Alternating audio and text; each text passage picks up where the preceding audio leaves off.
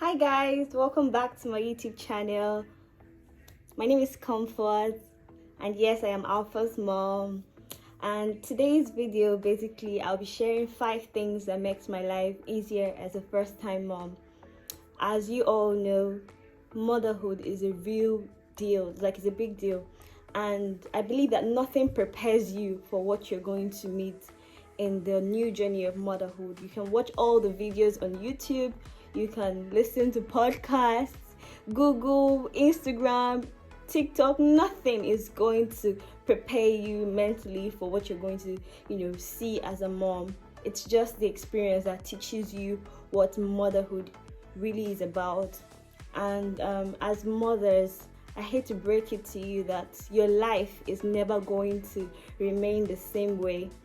There's going to be a lot of changes, and this video is just going to talk about 5 things that can make your life just a little bit easier, because there's no there's no formula for this thing. It's just going to be a roller coaster of new things you're going to be learning and unlearning. So without further ado, let's get straight into this video.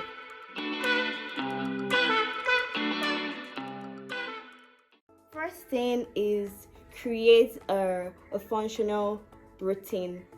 You need to create a functional routine for you and your baby, for your family entirely, because one thing I've learned from my experience, my baby Alpha, he's 6 months old, and in this period of 6 months I've come to learn from the experience so far that babies learn through repetition. They follow a pattern. So once you start doing something with them over and over again, they learn it. They start to function like that. So that's just the way it works. So you need to create a functional routine. Like me and myself, I'm going to use real life examples so that maybe it can guide you to create yours. So my baby, he wakes up around 8 o'clock in the morning, right?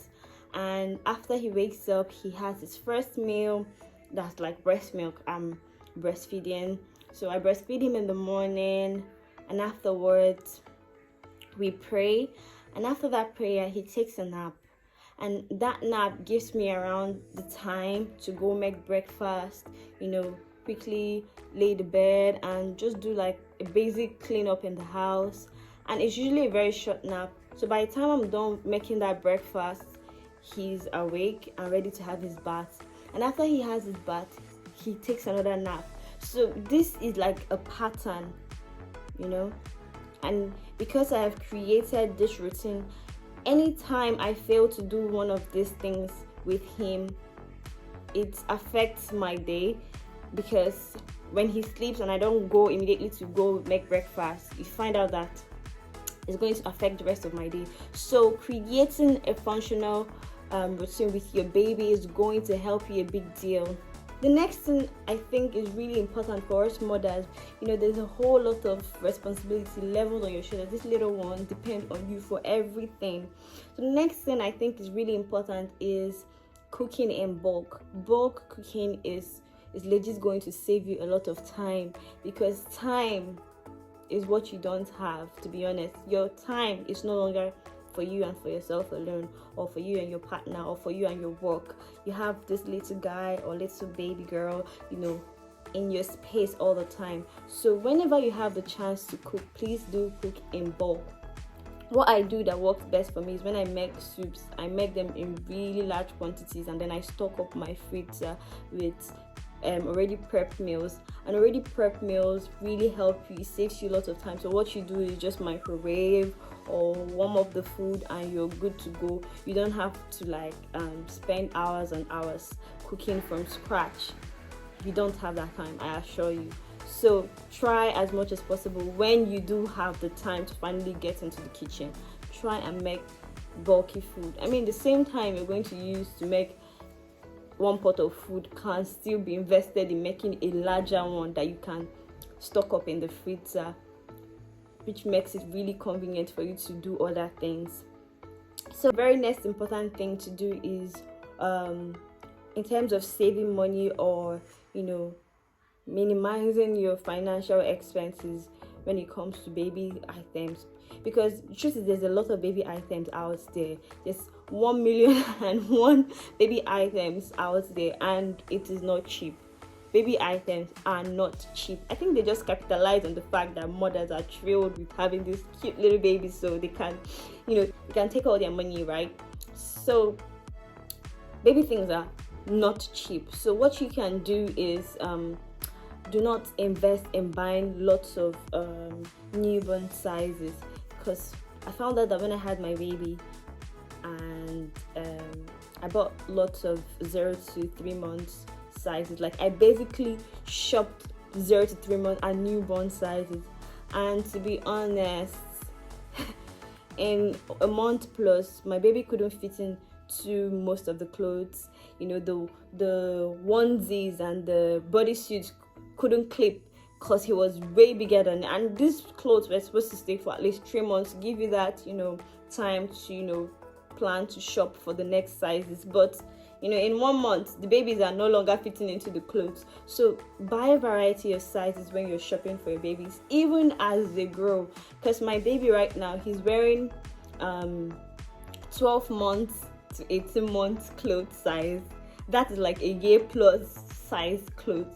And he's just 6 months now. He started wearing these clothes from like 4 months. You can imagine. So you don't want to invest so much money on buying the same sizes of clothes that your baby is not going to wear. I know you might have other plans, maybe giving them out, but if you're trying to minimize your expenses on shopping, then you can start from minimizing what you buy, like in terms of clothes. I buy like variety, buy 0 to 3 months, 6 to 9 months, 9 to 12, buy like varieties. And trust me, these babies, they don't mind. They will grow into it. I mean, our mothers did that for us. The next important thing is create like a section of your house where you can play with your baby. Get a play mat, get the babies lots of things to engage them with, because the truth is that these babies have a lot of energy. Like my baby right now, he's so energetic. I even like ask myself, where is he getting all this energy from? He can literally wake up in the morning or even in the very oddest time, and he's quite energetic. He has lots of energy buzzing through him. So I think I find it very, very, very helpful to have like a play section in the house where we can just lay a mat for him and spoil him with toys, or even basic things in the house that are not harmful or risky for him to hold. He plays with these things, and it helps. I think it helps the babies to meet their milestones. Lots of tummy time, lots of sitting exercises and all that. So this will also help you, because when they spend all those energy playing, they now feel tired, and then they sleep for longer, and then you have that little time to do other stuff that are important to you, like probably learn a course, do your socials, or even take a walk, get some fresh air. So it's important. So help these babies channel their energy somewhere, and you find out that they are learning every day. They engage in something other than just lying on the bed all day. Put their energy to good use. You see that they're learning something new that really will help them in the long run with meeting their developmental milestones. The next thing that really helps me is taking a break from time to time. I can remember when I had my baby, Alpha was just 2 weeks, I think, and I was losing my mind. Because of it was just me and my husband at the time, handling everything, postpartum recovery, breastfeeding, everything. It was just too much. I eventually fell sick. I even thought maybe I would even be admitted to the hospital because it was really crazy at the time. But what my husband did was he gave me some time to myself. He said, okay, pump milk and I will take care of the baby. Go get some quality sleep. Because the truth is that first few months of having your baby, you're not going to get any sleep. Don't even get me started with the 1 hour sleep. because that 1 hour sleep won't, for someone like me, I take a little time to be able to fall asleep, right? I don't just close my eyes and zoom off. I take a while, to gradually go into the sleep world. And before I even eventually go into the sleep world, little man is crying. So at the time, I was losing my mind. And what helped me the most was taking a break. My guys, my ladies, my mothers, you need a break. So whenever you can, ask for help. You're not alone. You'll be very surprised that there are a lot of people that are willing to help you. Maybe because you've not asked. So be free to ask your partner to help you. If they are working, when they get back from work, they can also assist you one way or the other. Don't be the jack of everything. Don't take all the responsibility to yourself. If you're opportune, if you're in the areas where you can outsource, or maybe you have your siblings, mom, anybody around to help you, take all the help that you can. Take a time, do your self-care, have that long shower, take a stroll, just get yourself back in order from time to time. It could be 10 minutes, 20 minutes, 1 hour. If you get that amount of time to yourself, it's going to do your mental health a lot of good.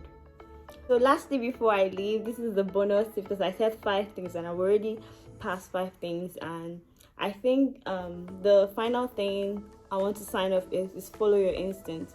Really, I think this motherhood thing, there's a whole lot of advice out there. There's a lot of opinions, there's a lot of hacks, a lot of tips, do what works for you. Even this video I'm making, there's a lot of things I'm going to say that might not be applicable to you, maybe because of your background or where you are. Maybe you're a working mom, or it might not apply to you. So there's a whole lot of advice in there. You can't consume all the advice, you can't take in all the advice, and everything that works for this mom might not work for you. So follow your instincts.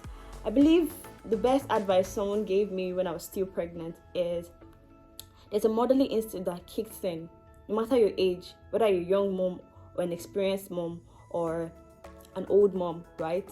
There's an instinct that comes in. It kicks right in when you give birth to your own baby. So follow it. A lot of times they're correct. A lot of times they're the real deal. Do what works for you. Pray. You need God, because I think if you want to embark on this journey with your own strength, your strength will surely fail you, because motherhood comes with a lot of sacrificing. You keep sacrificing for yourself, for your baby, for your family. You keep giving. So you need God to help you with the whole journey of motherhood. So prayer is going to help you all the time, and follow your instinct. And thank you very much for watching this video. If you've watched this video to the end, and if you found it helpful, and if you even have other tips that can help other mothers out there struggling to readjust and breathe, please drop it in the comment section. You don't know who you can help. You can even help me, because I don't have it figured out. I'm just 6 months postpartum and I'm still learning and unlearning. So please drop a comment and let me know your thoughts on this video. Thank you very much for watching, and hit the subscribe button to support me and to watch more videos on stuff like this. Thank you, and I'll see you in my next video. Bye.